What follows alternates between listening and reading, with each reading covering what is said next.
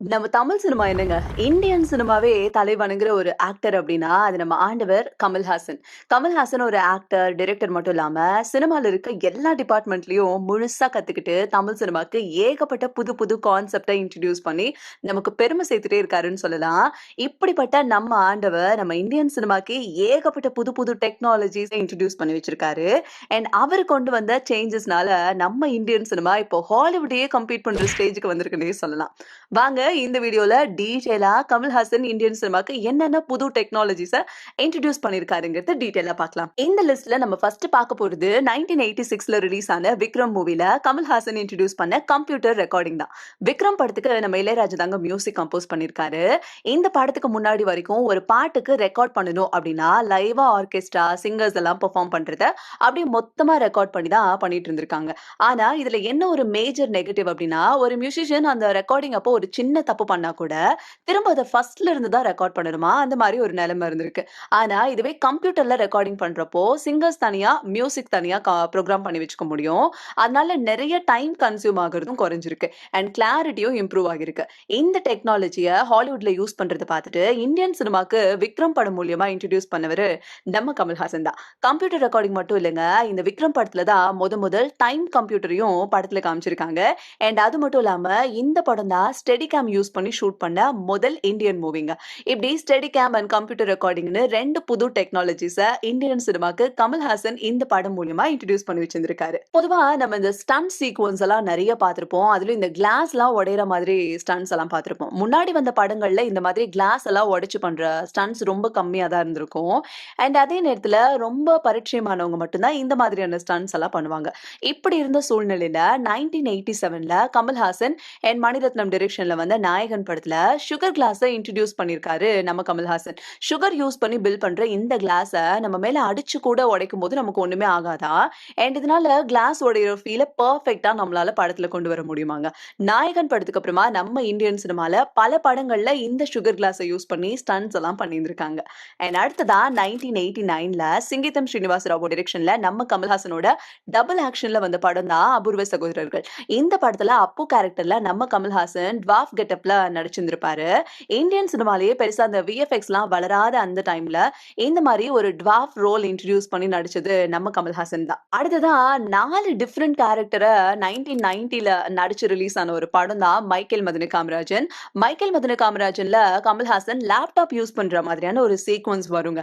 Tamil cinema என்ன Indian சினிமாலேயே முதல் லேப்டாப்பை நம்ம ஆடியன்ஸ் கண்ணில் காமிச்சது நம்ம ஆண்டவர் தான். இப்போ எல்லாரும் இந்த படத்துல ஸ்கிரிப்ட வந்து ஸ்டுடியோ பைண்டர் ஃபைனல் டிராஃப்ட்னு ரெடி பண்ணிட்டு இருக்கோம். ஆனா எல்லாரும் இந்த பேப்பர்ல ஸ்கிரிப்ட் எழுதிட்டு இருந்த அந்த காலகட்டத்திலேயே மூவி மேஜிக் அப்படின்னு ஒரு கம்ப்யூட்டர் சாஃப்ட்வேர் யூஸ் பண்ணி முதல் இந்தியன் சினிமாலேயே ஸ்கிரிப்ட ரெடி பண்ண படம் தான் நம்ம கமல்ஹாசன் அண்ட் சிவாஜி கணேசன் ஆக்டிங்ல 1992ல வந்த தேவர் மகன். தேவர் மகனுக்கு அப்புறமா தான் இந்தியன் சினிமால வந்த பல படங்களுக்கு இந்த மாதிரி கம்ப்யூட்டர் சாஃப்ட்வேர் யூஸ் பண்ணியே ஸ்கிரிப்ட் ரெடி பண்ண ஆரம்பிச்சிருந்திருக்காங்க. இப்போ முக்காவாசி வர இந்தியன் சினிமாக்கும் எடிட் பண்ண யூஸ் பண்ற சாஃப்ட்வேர் தான் அவிட். இந்த அவிட் சாஃப்ட்வேரை 1994ல வந்த மகாநதி படத்துக்கு எடிட் பண்ணி யூஸ் பண்ணிருக்காரு கமல்ஹாசன். மகாநதி படம் மூலியமா இந்தியன் சினிமாக்கே அவிட் எடிட்டிங் சாஃப்ட்வேர் அறிமுகப்படுத்தினது நம்ம ஆண்டவர் தாங்க. அடுத்ததா 1995ல சினிமாட்டோகிராஃபர் பி சி ஸ்ரீராமோட டைரக்ஷன்ல கமல்ஹாசன் அண்ட் அர்ஜுனோட ஆக்டிங்ல வந்த படம் தான் குருதி புனல். இந்தியன் சினிமாலேயே முதல் டால்பி ஆட்டம்ஸ் ஆடியோவோட ரிலீஸ் ஆனது இந்த படம் தான். குருதி புனலுக்கு அப்புறமா சங்கரோட டைரக்ஷன்ல கமல்ஹாசனோட ஆக்டிங்ல வந்த படம் இந்தியன். இந்த படத்துல தான் இந்தியன் சினிமாக்கே ப்ராஸ்தட்டிக் மேக்கப்பை இன்ட்ரோடியூஸ் பண்ணி வச்சிருக்காரு கமல்ஹாசன். இந்த இந்தியன் படத்துக்கு மேக்கப் பண்ணது யாருன்னா popular Hollywood makeup artist Michael Westmore. And இவர்கிட்ட நம்ம கமல்ஹாசன் கொஞ்சம் வருஷமா மேக்கப்பும் கத்துக்கிட்டு இருந்திருக்காரு. 1988ல ரிலீஸ் ஆன சில்வெஸ்டர் ஸ்டாலோன் ஆக்டிங்ல வந்த ராம்போ 111 படம் அண்ட் 1996ல ரிலீஸ் ஆன ஸ்டார் ட்ரெக் ஃபர்ஸ்ட் கான்டாக்ட் அப்படிங்கிற இந்த ரெண்டு படத்துக்குமே நம்ம Kamal Haasan one of the makeup ஆர்டிஸ்டாவும் ஒர்க் பண்ணியிருந்திருக்காரு. அதுக்கப்புறமா 2000ல நம்ம கமல்ஹாசனே டிரெக்ட் பண்ணி நடிச்சு ரிலீஸ் ஆன படம் தான் ஹேராம். ஹேராம் படம் தான் இந்தியன் சினிமாலேயே லைவ் சவுண்ட் டெக்னாலஜியை யூஸ் பண்ணி எடுத்த முதல் படங்க. இந்த லைவ் சவுண்டை யூஸ் பண்றதுனால படம் பார்க்குற நமக்கு அந்த படம் நடக்கிற வேர்ல்டுக்குள்ளேயே போற மாதிரியான ஒரு ஃபீல் கிடைக்குது. அண்ட் இந்த லைவ் சவுண்ட் டெக்னாலஜியை யூஸ் பண்ணி வந்த ரெண்டாவது படம் தான் விருமாண்டி. 2000 காலகட்டத்துல இந்தியன் சினிமாலேயே அதிக பட்ஜெட்ல எடுத்த படம் தான் 2001ல ரிலீஸ் ஆன ஆளவந்தான். இந்த படத்துல கமல்ஹாசன் ஆக்ஷன் சீக்வன்ஸ் எல்லாம் ஷூட் பண்றதுக்கு ஹாலிவுட்ல யூஸ் பண்ற அந்த மோஷன் கண்ட்ரோல் ரிக்ஸை யூஸ் பண்ணியிருந்திருக்காங்க. ஏன் பர்டிகுலரா இந்த படத்துக்கு இந்த ரிக்ஸை யூஸ் பண்ணிருக்காங்க அப்படின்னா, ஆளவந்தான் படத்துல 2 கமல்ஹாசன் அப்படிங்கிறது நம்ம எல்லாருக்குமே தெரியும். அப்ப பெருசா அந்த விஎஃப்எக்ஸ் எல்லாம் இல்ல. சோ 2 கெட்டப்லயுமே கமல்ஹாசன் தான் நடிச்சிருந்திருப்பாரு.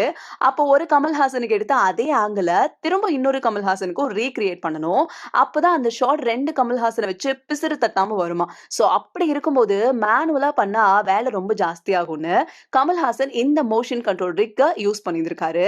இது மூலியமா இந்தியன் சினிமாக்கே முதல் மோஷன் கண்ட்ரோல் ரிக்ஸையும் ஆண்டவர் தான் இந்த ஆளவந்தான் படத்துல இன்ட்ரோடியூஸ் பண்ணி வச்சிருந்திருக்காரு. அடுத்ததா 2005ல சிங்கீதம் ஸ்ரீனிவாசராவோ டிரெக்ஷன்ல கமல்ஹாசனோட ஆக்டிங்ல வந்த படம் தான் மும்பை எக்ஸ்பிரஸ். இந்த படத்துல டிஜிட்டல் கேமராவை யூஸ் பண்ணலாம் அப்படின்னு சொல்லி கமல்ஹாசன் ஐடியா கொடுத்து அதை எக்ஸிக்யூட்டிவ் பண்ணிருக்காங்க. அந்த டைம்ல வெட்டிங்க்கு யூஸ் பண்ணிட்டு இருந்த பானாசோனிக் சிசிடி கேமராவை வச்சு அந்த படத்தை ஷூட் பண்ணி முடிச்சிருக்காங்க. சிசிடி கேமராவை ஏன் அதிகமா மூவிஸ்க்கு யூஸ் பண்ண மாட்டாங்க அப்படின்னா, அதுல லோ லைட்ல ஷூட் பண்றது ரொம்ப கஷ்டம். அண்ட் அது மட்டும் இல்லாம அதே மாதிரி ப்ளூமிங் பிரச்சனையும் வருமா. இந்த பிரச்சனைகள்லாம் இருந்தாலும் அதை சமாளிச்சு சிசிடி கேமராவை வச்சு அந்த படத்தை ஃபுல்லாவே எடுத்து முடிச்சிருக்காங்க.